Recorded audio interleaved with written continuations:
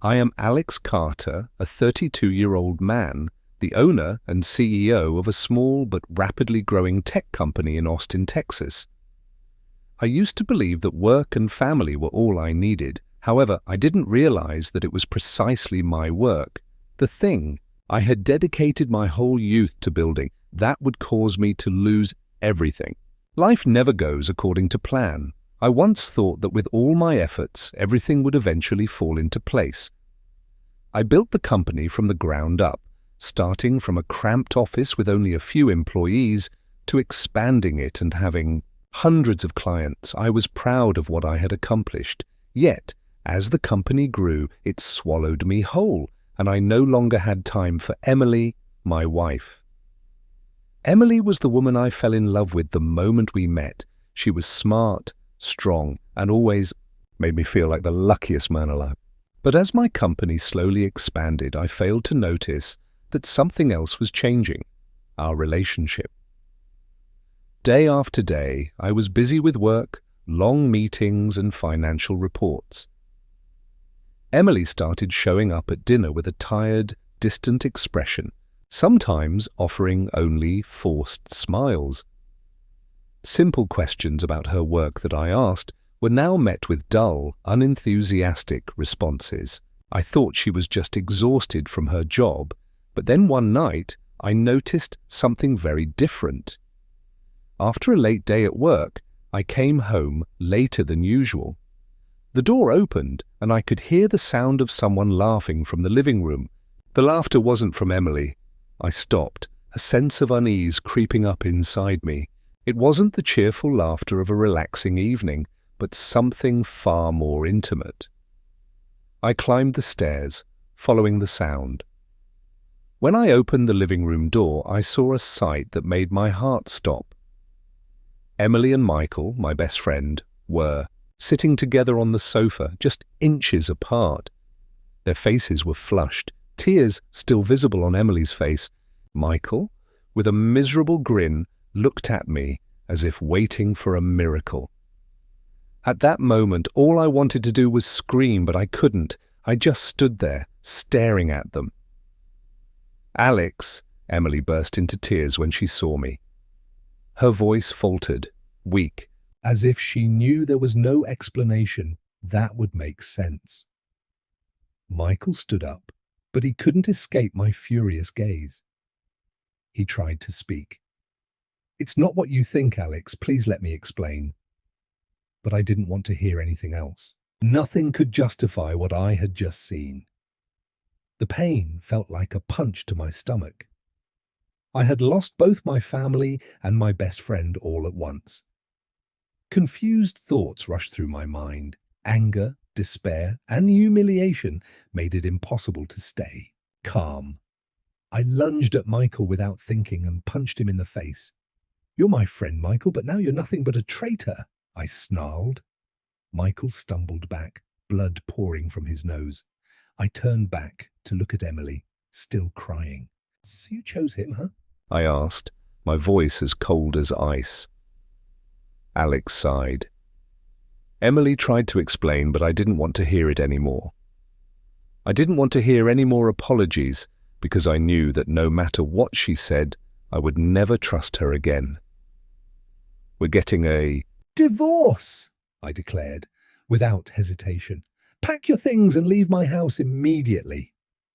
Emily stood still, her eyes red, but she couldn't do anything other than pack her things. She couldn't say another word. Michael, still holding his face, could only look at me, his face full of disappointment.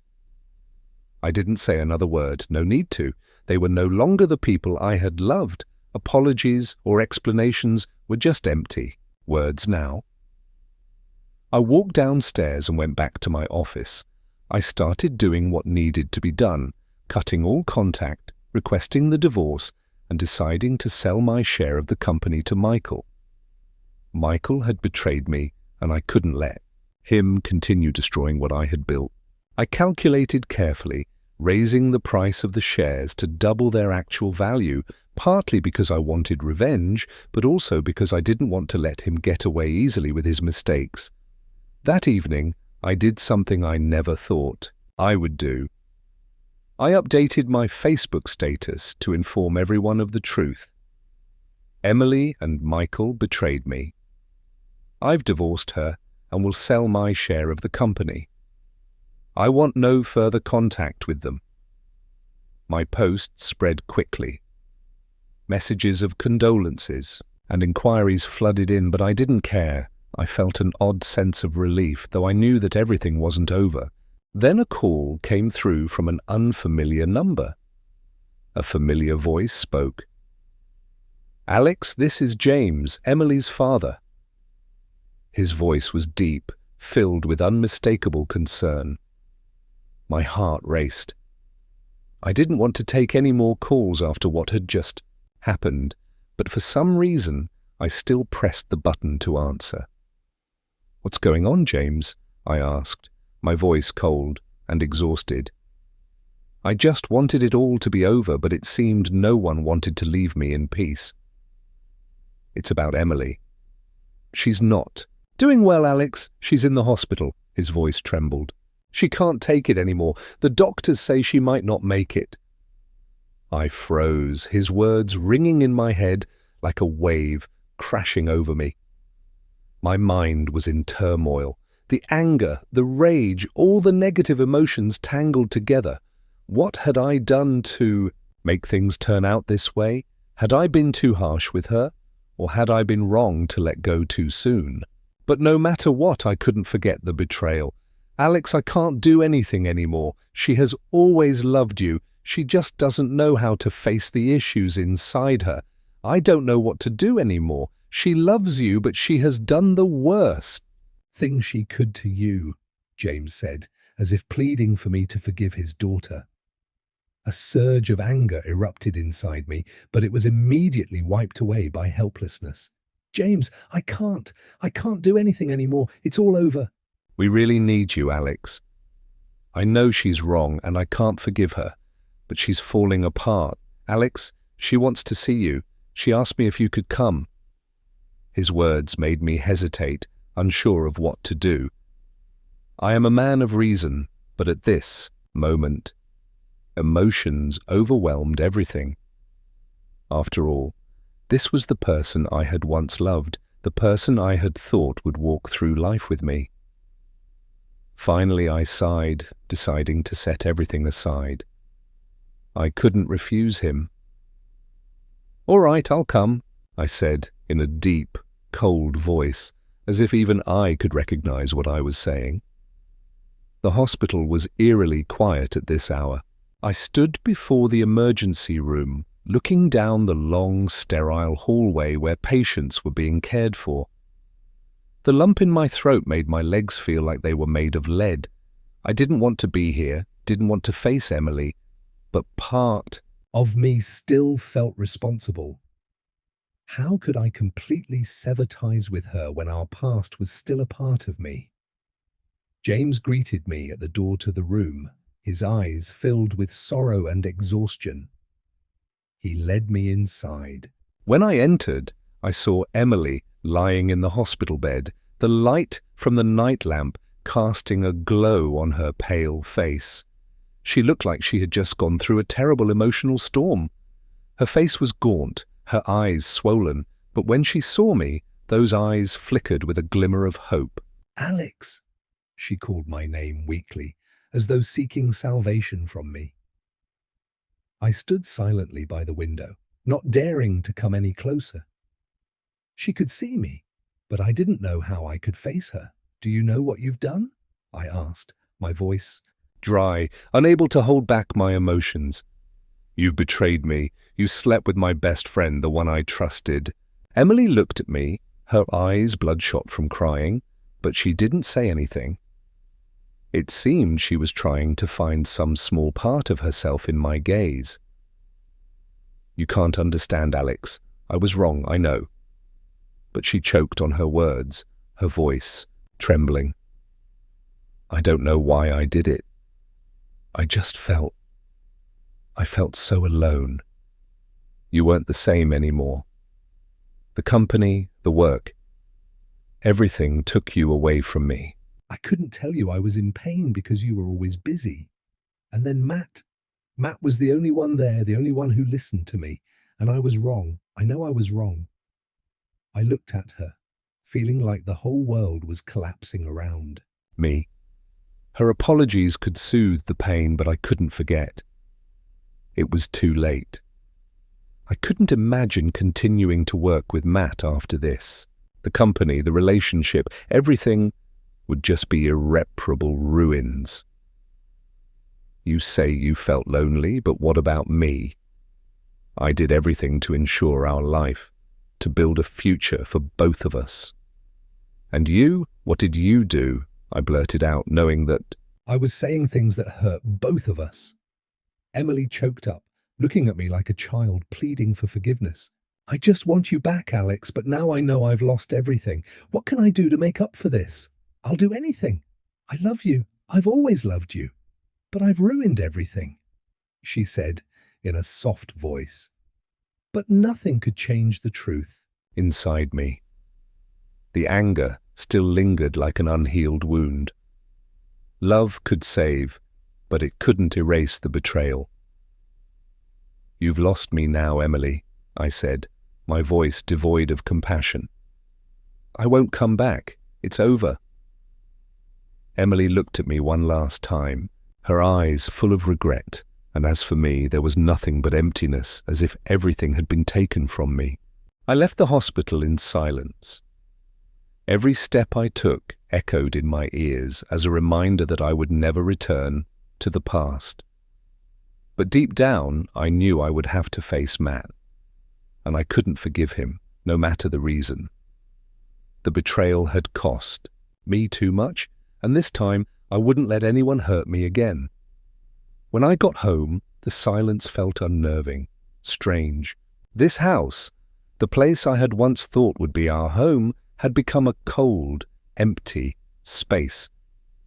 I sat on the couch, the family pictures on the walls, reminding me of past memories, but now everything was just a memory. I had lost what was most precious in my life. At that moment, my phone rang, a message from Michael. Alex, I'm sorry. I know I've done the unforgivable, but can we meet?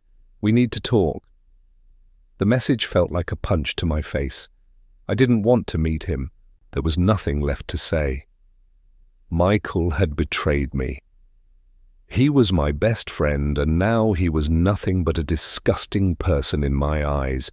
But there was a part of me that still wanted to know why he did it. Just one meeting, so I could erase him from my life once and for all. I decided to text back. Meet, but not to reconcile. I will not forgive you, but I need to end this. Then I sighed, feeling exhausted with myself. That evening, we met at a quiet cafe. Michael had arrived before me, sitting in a dark corner of the cafe.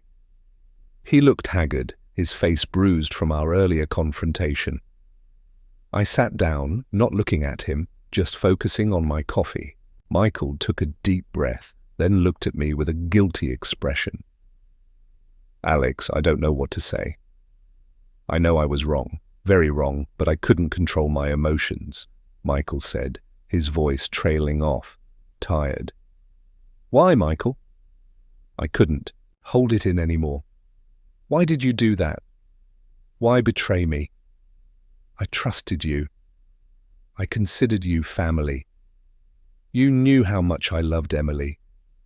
You knew I dedicated my life to the company and family. What were you thinking when you did this? Michael lowered his head, unable to look me in the eye. After a long pause, he sighed, as if he had no other way to explain himself. I don't know anymore, Alex. We were so different. You drifted further away. The company kept growing, and I felt like I was being left behind. Emily, she started feeling lonely. She didn't say it, but I knew, and I was just the one who listened to her at the time. You listened to her? I scoffed bitterly. And you decided to betray me? You thought I wouldn't notice what was happening? What did you do when she needed care, Michael? You went to her, and now here we are, with everything shattered. She still loves you, Alex. She still loves you, Michael said urgently. We were both wrong, but it was a mistake. Just a mistake. I was too weak to resist. I couldn't listen anymore. Everything felt too heavy, like a stone pressing on my chest. You don't understand. All your apologies are meaningless. She is my wife, Michael. You are my best friend, and now both of you have betrayed me. I stood up, delivering the final words. You don't deserve to be my friend anymore. Both you and Emily have lost me. It's all over. After the meeting, I returned to the unfinished tasks at the company. Although things were starting to settle, I still couldn't shake the pain inside. Every decision I made now wasn't easy. I still had to solve a bigger issue. How could I escape the shadow of Emily and Michael so I wouldn't have to live in this painful past anymore? A few days later, I contacted my lawyer. We would proceed with the divorce. I couldn't continue living with a wife who had betrayed me. More importantly, I would sell my company shares to a new partner, one I completely trusted. There was nothing left in this relationship except the wreckage. That day, I stood in my lawyer's office, signing the divorce papers and deciding to sell my company shares. It felt like a chapter of my life had closed, but no, a new chapter was beginning. This chapter would no longer include Emily or Michael, just me with the company and what I had built. I had done everything for the family, for her, but now I realized one thing. Sometimes you have to learn to let go no matter what. Failing in love doesn't mean you can't succeed in other things, because I knew there was only one thing that mattered now. I had to live my life for myself.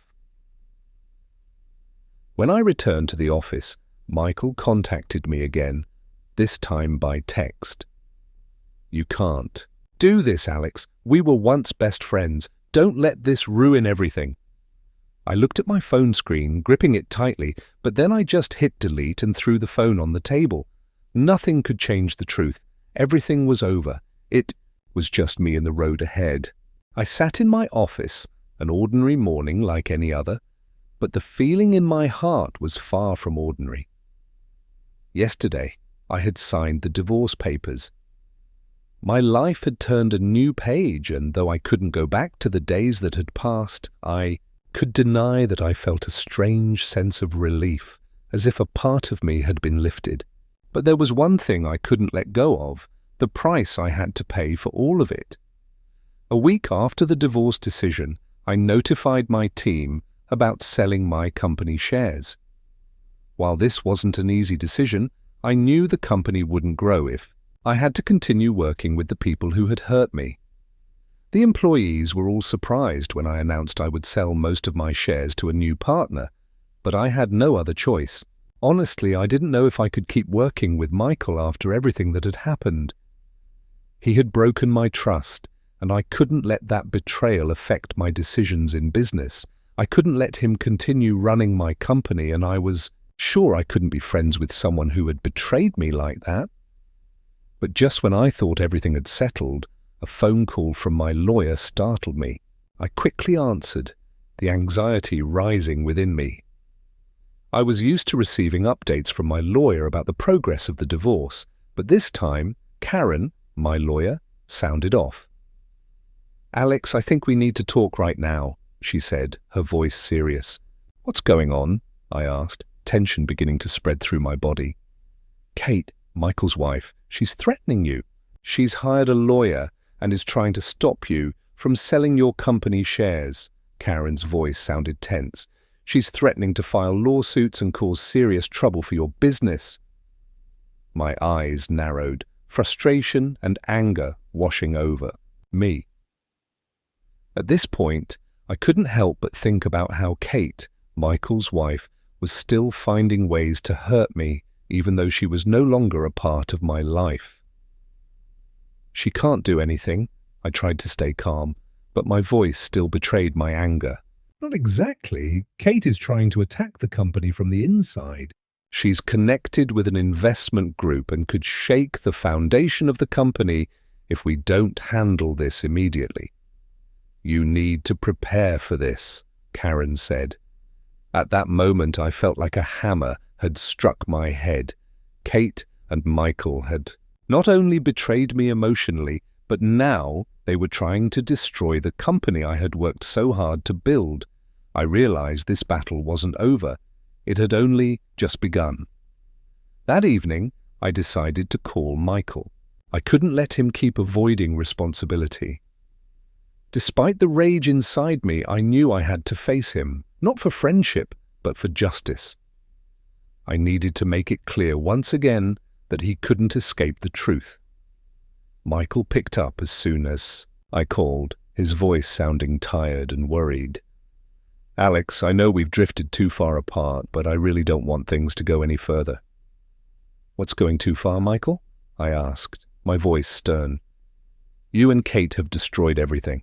This Isn't just a family issue anymore. It's about the company. I can't just sit back and let you continue to hurt me. Alex, I know you're angry, but I can't stand to see our fall into the hands of a scam artist. Kate's just doing everything she thinks is right. You have to understand that I just wanted to protect what we built together. I don't need protection. From a traitor, Michael, I interrupted, my voice cutting through any compromise. I won't let you or Kate keep destroying this company. You will pay for what you've done. I won't let you continue to manipulate me. I hung up without another word. My heart was filled with anger and hatred. All I had ever considered to be friends were now nothing but betrayers, people who had hurt me. The next day, I went to my lawyer's office, determined to take the necessary steps to protect my company. Karen, I want to resolve this once and for all. Do whatever it takes so I can buy Michael's shares. I won't let him destroy what I've built. Karen looked at me seriously, nodding. We're going to face a tough legal battle, but I understand, Alex, we won't let them gain the upper hand. At the same time, I received a text from Emily, a message I hadn't received in a long time. Alex, I'm so sorry for everything. I know. I can't fix anything now, but I don't want her to destroy everything. If possible, please forgive me. My heart cracked, but then I remembered everything they had done. Emily couldn't turn things around now. I couldn't forgive what she had done, and I had no reason to go back. That evening I sat in my room, looking out over the brightly lit city, my heart filled with mixed emotions. The battle wasn't over, and I had to prepare for an even tougher fight. But one thing I was sure of, no matter what happened, I would fight to the end to protect my company and not let the betrayers trample my life any further.